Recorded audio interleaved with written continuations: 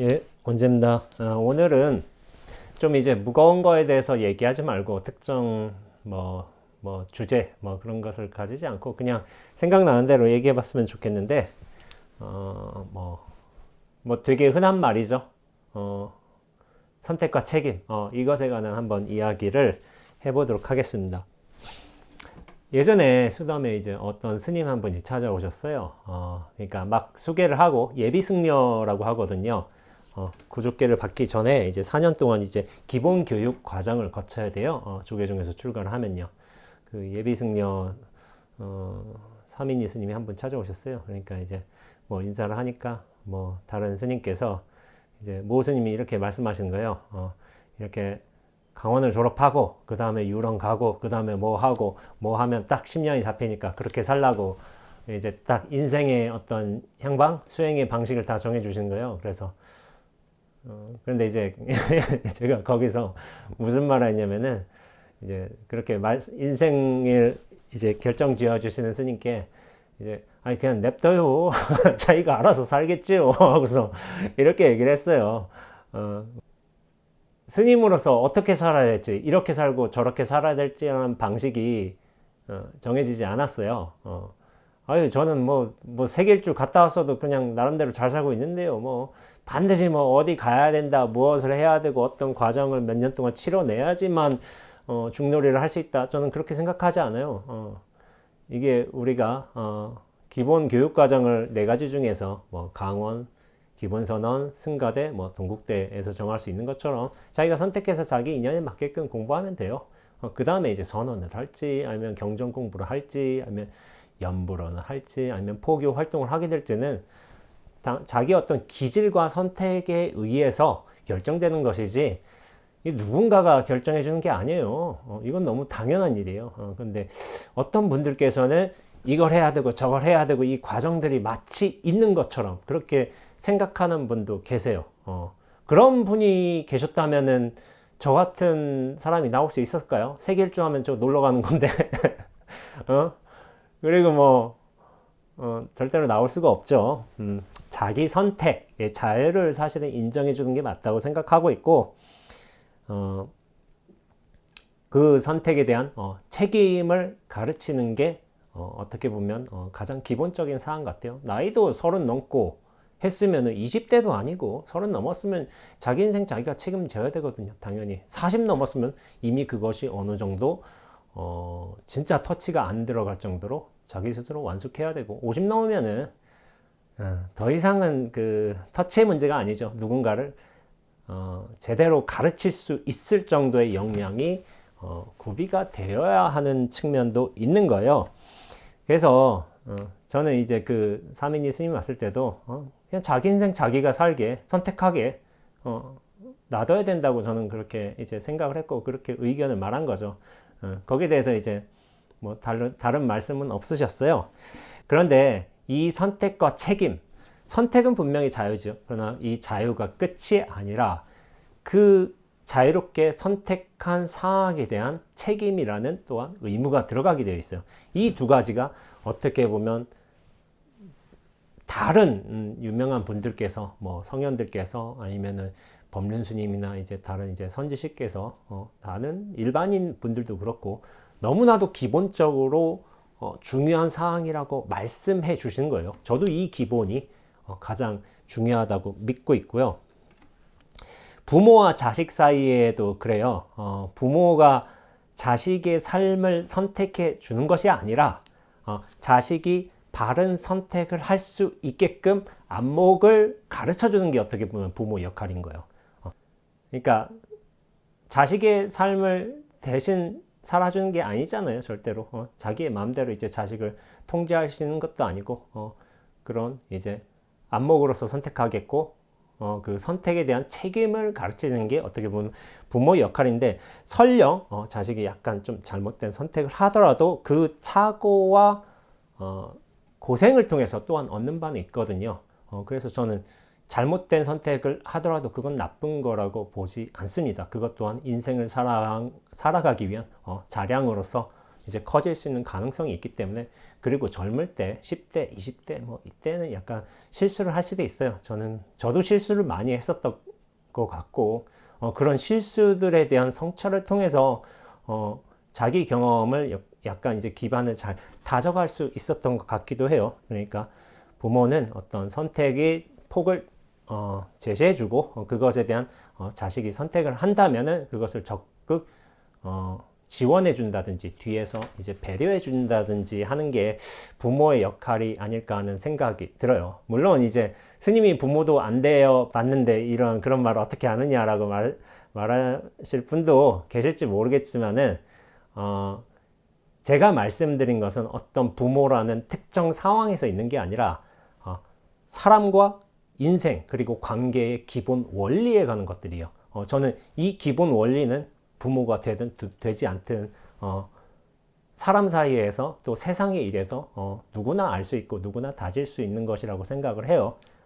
그래서 부모라는 특정 상황에서 아니라 사람과 세상의 어떤 기본 원칙은 제대로 가르쳐 주는 게 맞지 않나 하는 차원에서 이런 말씀도 드리기도 합니다.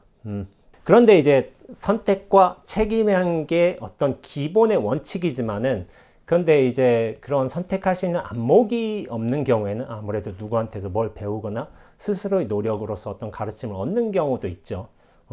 그렇기 때문에 가르침이란 것도 반드시 필요해요. 근데 이 가르침에는 조건이 있어요.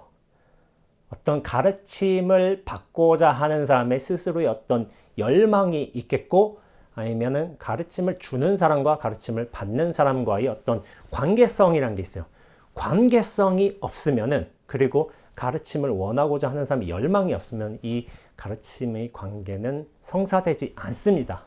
그래서 이게, 그런데 이 관계도 없고 열망도 없는데 내가 어떤 위치에 있다고 해서 내가 당신은 가르쳐 주겠습니다 라고 한다면 그 가르침은 대부분 실패로 끝날 가능성이 커요. 왜냐하면 가르침을 받을 사람이 생각도 없고 더군다나 어떤 종류의 관계도 없다면 아무런 의미가 없는 거예요. 그래서 이게 공부란 것도 가르침이란 것도 되게 인연의 요소인 거예요.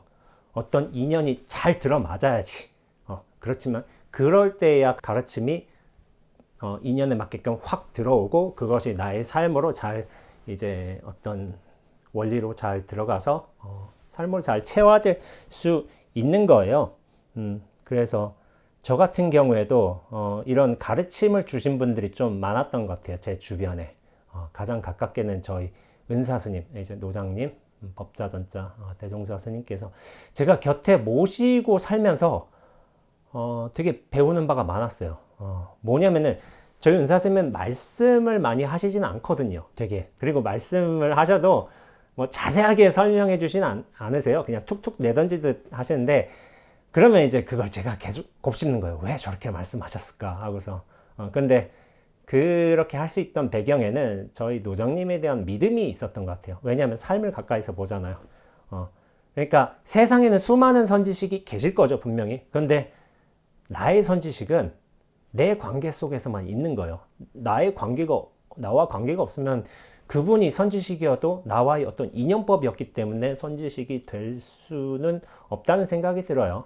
제가 예전에 세계일주책 다만나로설분에서 언급했는데, 제가 다람살라를 가서도 달라이라마 전 세계적으로 유명한 선지식이잖아요. 당연히 저도 달라이라마 책도 봤었고, 그렇지만 제가 달라이라마를 친견할 수 있는 기회가 있었는데도 한 일주일 정도 기다리면 친견할 수도 있었지만, 저렇게 큰 선지식이어도 일주일 기다리는 것도 그렇고, 제 공부 방식은 어떻게 보면 선인데 티베트 불교는 선은 아니잖아요. 그러니까 저는 저에게 맞는 스승이 있었던 거예요. 그렇기 때문에 어떻게 보면 아무리 유명하고 글로벌한 선지식이라고 하더라도 나의 스승이 아니면은 그렇게 얼굴 한번 뵙자고 그렇게 남아있는 게 맞는 도리는 아닌 것 같아서 과감하게 짐을 싸고 북쪽으로 향했던 것 같습니다. 그만큼 인연이란 게 되게 중요한 거예요. 가르침에 있어서는. 저 같은 경우에는 저희 사장님 중에 이거는 좀 실명을 언급드려도 될 것 같아요. 원철 사형님이라고 계세요. 이제 제가 어떤 고민되는 사항이 있을 적에 저는 약간 원철 스님께 좀 고민을 말씀드리고 거기에 대한 좀 조언을 얻는 편이에요.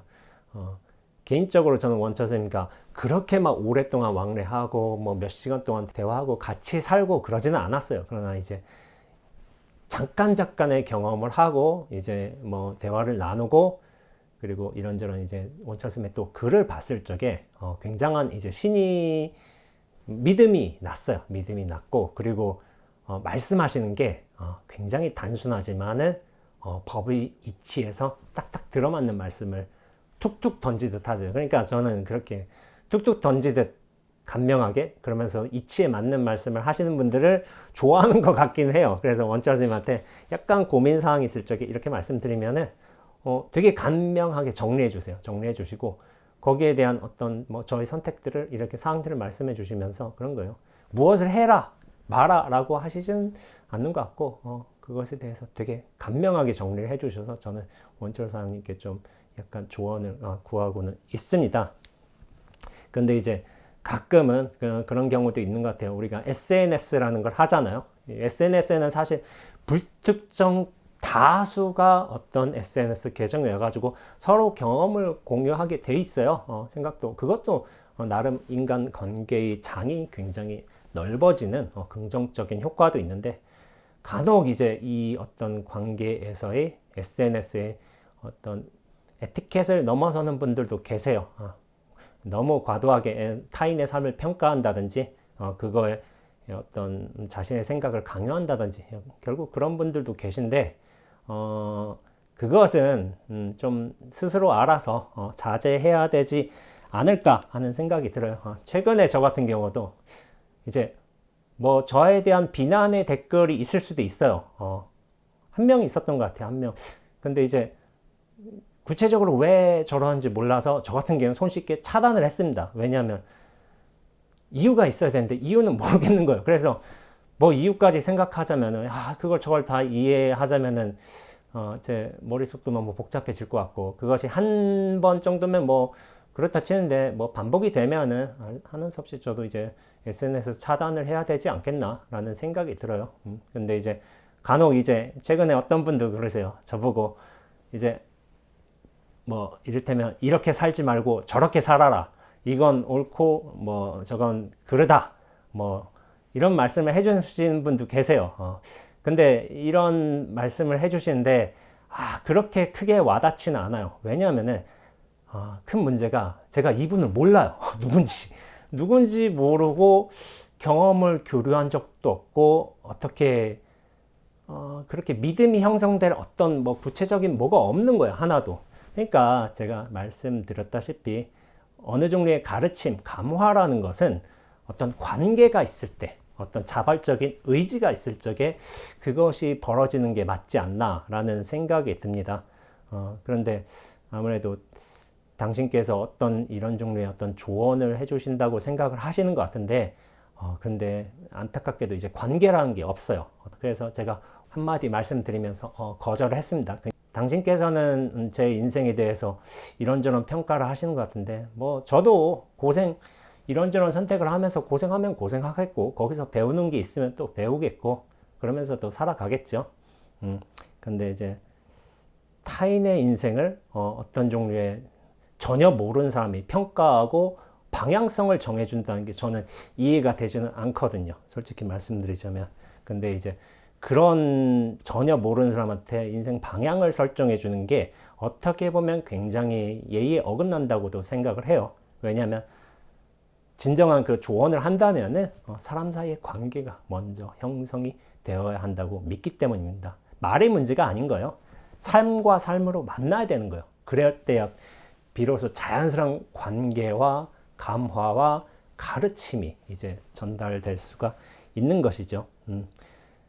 어떤 분들께서는 제가 절집에서 되게 공부행기를 많이 한다고 생각하실 수도 있을 것 같아요. 저는 공부 얘기를 수행 경험을 글로 쓰기도 해요. 그래서 많은 분들이 보셨고 이런 영상을 시청하시기도 하지만은 저는 제가 먼저 공부 얘기를 꺼내지는 않습니다. 실제로 제 가까운 도반들 같은 경우에 공부 얘기를 아주 자주 교환하다 보니까 제 상태나 어떤 치러온 경험들, 어쩌면 어떤 그런 것에 대해서 잘 알고 있어요. 그리고 몇몇 어른 스님들, 선원의 어른 스님들 같은 경우도 저에 대해서 좀 궁금하셔가지고 이런저런 거를 이제 만나 뵙고 얘기를 하다 보니까 제가 솔직하게 뭐 어떤 뭐 상태에 있고 어떤 경계를 치르고 있는지 말씀드려요. 근데 이제 제가 먼저 공부 얘기를 꺼내지는 않아요. 왜냐하면은 상대방이 요청이 있을 적에, 그리고 자연스러운 탁마의 과정에서는 공부 얘기가 나오는 게 맞지만은 어떤 그런 거에 관심이 없다든지 어떤 종류의 관계성이 형성되지 않았다든지 하는 상태에서는 저는 공부 얘기를 안 하는 것 같아요. 그래서 스님들 사이에서도 제가 공부 얘기를 안 하다 보니까 책을 써서 어떻게 보면 제 공부의 어떤 경계들을 슬쩍슬쩍 드러내고 있고, 앞으로도 책이 여러 권 나오면서 그런 뭐 면모들이 부각이 되겠지만은 저를 뭐 공부인이 아니라고 생각하시는 분들도 계신 것 같기도 해요. 그러니까 세계일주 하니까 저 놀고 있고 딴 생각하고 있다, 방송 나오면서 약간 뭐 생각이 다른데 팔려 있다라고 생각하시는 분도 있을지도 몰라요. 근데 저는 이미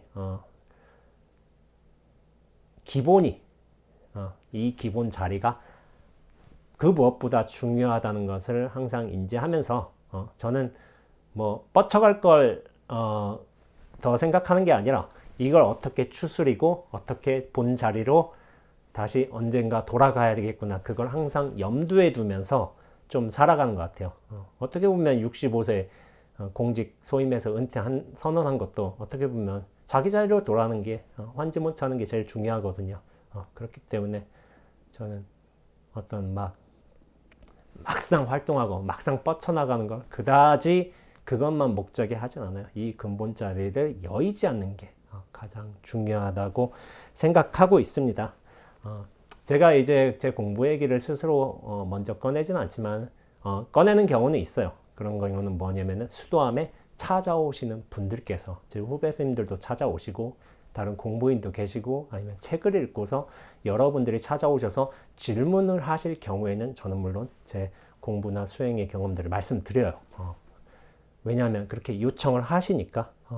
그리고 약간 고민 상담을 듣는 경우도 있고 약간 이제 조언을 이제 해달라는 분도 계세요. 그러면 이제 제가 아는 선에서 이치에 맞게끔 이제 조언을 해드려요. 그것은 저는 결코 상대방의 삶에 대해서 이래라 저래라 얘기하지 않습니다. 제가 그건 상대방의 삶이요. 상대방이 선택하고 결국 책임을 져야 할 요소이기 때문에, 그래서 상대방의 삶을 또 제가 대신 살아주는 것도 아니기 때문에 절대로 얘기하지 않습니다.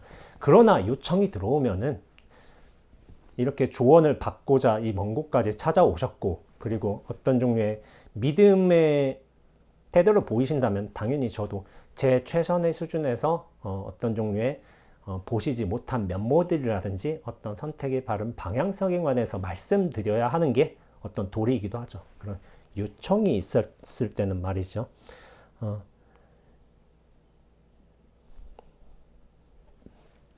제 인생 원칙은 좀 단순한 것 같아요. 어떻게 보면 내가 스승은 못 되더라도 꼰대는 되지 말자.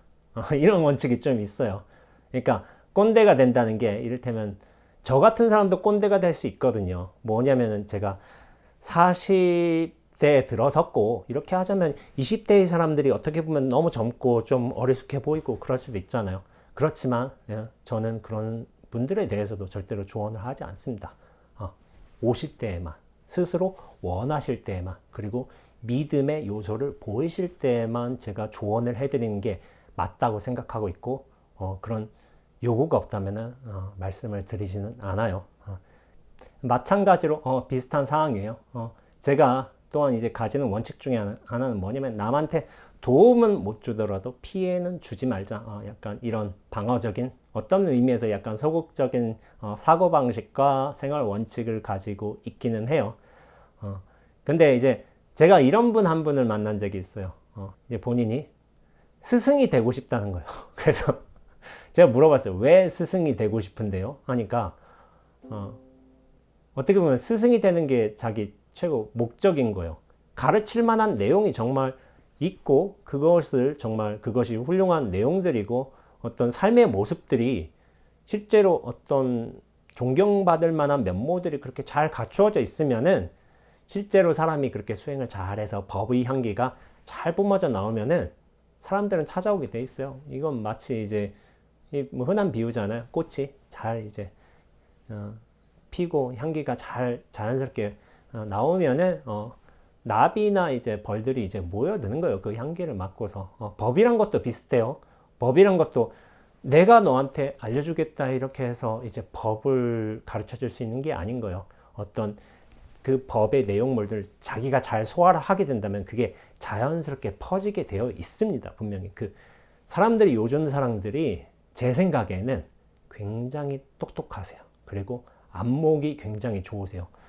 예전처럼 뭐 이를테면 스님이라고 해서 스님이 하는 말은 무조건 옳다라고 생각하고 받아들인 게 아니라 당신 스스로 그것의 내용들을 판단할 수 있는 안목 그리고 수준이 갖추어 주신 분들이 훨씬 많아요. 그러니까 어떤 위치에 있다고 해서 어떤 종교인이라고 해서 반드시 옳은 말을 하는 것은 아니다라고 당신들께서 잘 아시기 때문에 승속을 사실은 이제 그렇게 구분하지 막 차별 두지 않으면서도 스승들을 잘 자기 이념법에 맞게끔 잘 찾아내시는 분들이 많아요. 일반인들 분들도 그렇게 수행을 하고 또 불교를 정교하게 공부를 하시다 보니까 당신 나름의 안목으로 스승을 찾게 되는 것이죠. 공부 인연은 그렇게 좀 자연스러운 과정에서 형성이 되는 거예요. 어떤 내가 너를 가르쳐 주겠다 뭐 이런 뭐 태도에서 나오는 것도 아니고, 이를테면 제가 선언해서 이제 20안거를 난 수자이긴 하지만은 저는 이제 제가 안거수를 낮다고 해서 이를테면 2안거를 난 어떤 젊은 스님보다 내 공부가 10배 뛰어나다 절대로 그렇게 생각하지 않습니다. 이 공부는 안거수에 따라 다른 것도 아니고 나이에 따라 깊어지는 것도 아니고 경험이 많다고 해서 그리고 공부가 깊은 것도 아니에요. 이거는 그런 어떤 삶의 이치들, 당연한 이치들을 나의 삶으로 잘 체화했을 적에 그것들이 드러나는, 자연스럽게 발화되는 그런 것들이 어떻게 보면 공부의 깊이인 것이지 어떤 수적인 의미, 어떤 시간적인 의미가 아닌 거예요. 그래서 저는 그렇게 생각이 됩니다. 어떤 저 사람의 어떤 삶을 보면은 그 깊이가 느껴지는 거예요. 그러니까 저도 나름의 저희 레이더가 있을 거 아니에요. 센스 같은 거. 그래가지고 일반 어떤 굉장히 높은 지위에 오르신 분들이 뭐 계실 수도 있겠지만은 제 레이더에 뭔가 다른 분들이 느껴져요. 저분 뭐지? 저 스님 뭐지? 하고서 뭐가 이렇게 다르게 느껴지지? 하고서 그걸 저는 굉장히 좀 그 감지가 되면은 굉장히 관찰을 잘 해요. 왜 이런 느낌이 들까? 왜 저분께서는 저렇게 어떤 자유로운 면모가 나타날까? 해가지고 관찰을 해서 그걸 제 방식으로 또 받아들인 거예요. 진짜 별스럽지 않은 행동이나 행위, 말투일 수도 있어요. 근데 이제 제 레이더에 들어오는 거죠. 그러면 저는 그거를 아무리 알려지지 않은 분이라 하더라도 저한테는 이제 본받을 바가 있으면 그런 어떤 계속 살아가면서 관계를 이어가면서 배울 거는 또 배우는 게 많은 것 같아요. 그래서 저는 제일 많이 배우는 게 결국엔 전 제 도반들한테서 많이 배운 것 같아요. 왜냐하면 가장 가까이 살고 있으니까. 그리고 여러 경험들을 공유하고 진실되게 나누고 있으니까. 그래서 결국 도반들한테서 가장 많은 것을 배우는 것 같습니다. 저는 이제 이렇게 공부는 자연스러운 관계에 의해서 이제 퍼져야 한다고 생각하고 있어요.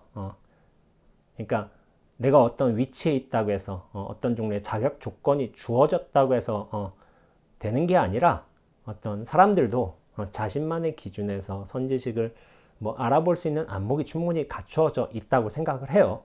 그런데 이제 선지식은 결코 하나만 있는 게 아니에요. 세상에는 여러 인연법들이 또 자기 상황에 맞게끔 다채롭게 펼쳐져 있기 때문에 저는 세상에 단 한 선지식만 있는 것이 아니라 진짜 여러 스승들이 도처에서 알맞게 계시다고 믿고 있습니다.